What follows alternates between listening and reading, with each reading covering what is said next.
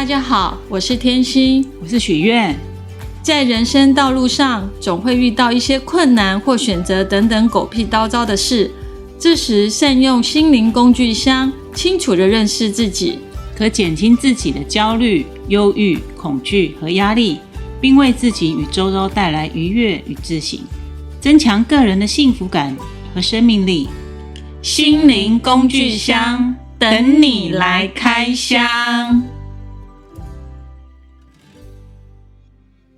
许愿，我们今天要来开什么箱呢？今天第一集，那我们就来跟各位听众讲一下，说我们为什么要做这个节目。那我问一下天心，你为什么要做这个心灵工具箱这个节目？就我在身心灵混了这么多年，然后也接触到非常非常多的工具，想说我若能汇整一个工具，让大家可以透过这些工具呢来去认识自己，然后更清楚自己的生命蓝图啊，或者是自己的人格特质啊，这样子在做自我对话或是心灵的成长这个部分能有所帮助。真的纯粹就是一个分享。就我们所知呢，我也想要请这方面的一些老师，这些工具的老师来介绍你如何去透过这个工具，然后有一些美感，怎么样去跟自己对话。那想问一下许愿，你平常有在用工具吗？工具罗赖把吗？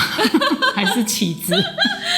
心灵的工具，当你迷惑的时候怎么办？就去庙里问神。这也是好方法。我想这是一般人会用的一个方式，就是到庙里，因为庙里、就是、算命啊，对，算命啊，对，算命，就行天宫下面那一条街啊。是，对，这也是一个方式。那现在坊间的这些工具真的有蛮多琳琅满目的，所以也是希望透过这个节目能介绍这些工具给大家。那这些工具它的用意是为了帮助大家的什么？像目前坊间的工具就有很多啊，比如说像生命灵数啊、星座啊、紫微斗数啊、塔罗啊，还有疗愈，就是能量疗愈也都有。对，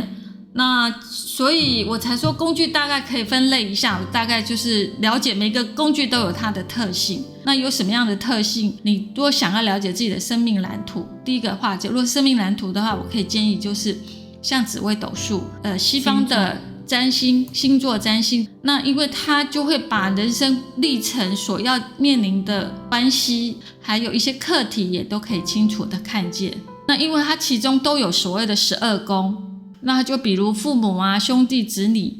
事业、财帛等等，好，那其实真的读懂自己的这些命盘，你就可以清楚自己的生命蓝图。那还有一个呢，就是比如说我们想要了解自己的天赋的话，就可以用那个人类图。我觉得人类图它有所谓的9大能量中心，然后你的能量就是照着你的出生年月日的时候，你就知道你的能量中心哪些有的闸门打开，那你就有这样的天赋。那它又有分潜意识跟无意识的，就是别人知道你的天赋，那你自己不知道。然后有个能量就是你知道自己的天赋，那甚至有的是完全都没有打开。那你可以借由这些东西的时候去了解到自己的天赋在哪里。我听起来就觉得说这些工具真的好复杂哦，我现在要修理这个东西好像还真的要分门别类或对症下药才行。其实如果你知道自己的生命蓝图了以后，然后能找到自己的天赋的时候，你在善用这个天赋是老天爷给你的，然后你可以去发挥自己的天赋的时候，你的生命会更圆满，也会更轻松自在。因为我也是透过这些工具去找到自己的天赋，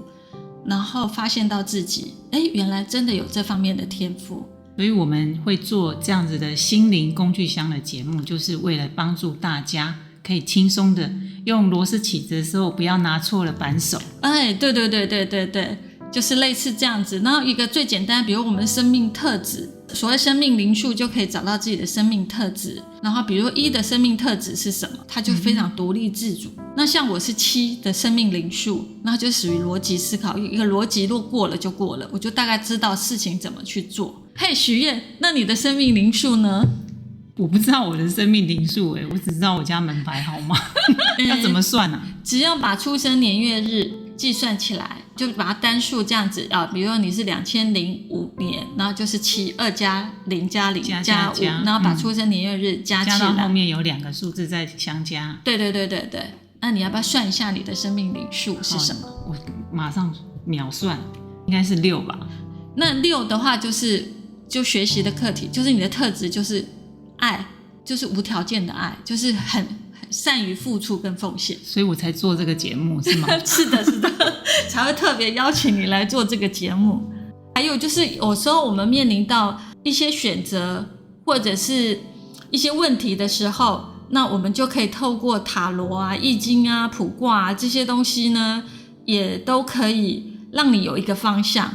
因为选择其实我们人生只要活着总是都有一些卡关的时候，或者不知道自己怎么了，那因为这个都是大概比较属于3个月的一个短期性的现象的部分，那你也可以透过这些工具去了解自己一些选择性，可以提供一些意见，就是短暂的疑惑的时候。对，就是这个目前的现象一些问题跟选择比较实用的就是这几个工具，也可以使用看看。那还有一种就是比较属于疗愈工具，通常我们心理生病了，我们身体好像也会跟着不舒服，对，那就是要提升自己的频率，所以目前也有很多可以提升能量的频率，或者是一些疗愈的部分，让我们自己的能量状态可以回归到平衡的状态。那现在坊间也有所谓的颂钵啊、绕场啊、量子频率仪啊，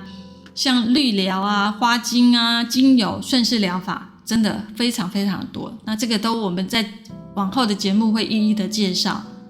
对，颂钵是不是那个 YouTube 里面就有那个钵的音，那个也算吗？那个也算，那个可以当冥想的时候去做，但是现场的颂钵跟身体的共振不太一样，就是这个我们可以请颂钵的专业的老师来分享一下。如果你是在家不方便，那你如果透过 YouTube 的这个些颂钵的音乐，如何跟自己去疗愈自己内在的那个部分，透过声音的共振去做疗愈，或者是说让老师用颂钵的方式来做疗愈，那有什么不同？所以我们的工具真的还蛮多的，是真的84000法门就找到属于适合自己的工具。这就是我们第一集想要跟大家分享的。你可以透过我们介绍的工具去认识自己，带你走过人生的低谷，或者你现在在人生的高峰，让你可以更上一层楼，都是一个好的事情。那我希望你们善用这些工具。欢迎你的收听，敬请期待。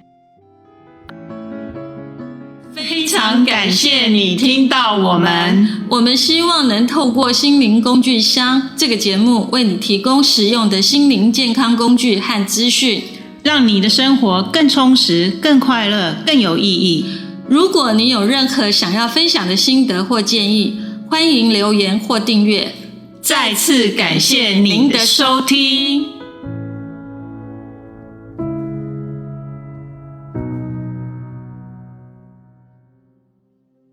当你在自我对话的时候，也许你要静静的等待那个答案的出现，而不要急着用我们的惯性去出现那个答案，那会或者是去找答案。对，就是静静的等待，然后等到那个答案出现的时候，你会知道。我忘记我要说什么。没关系，生活可以重来。没有，因为它花期，这个花期。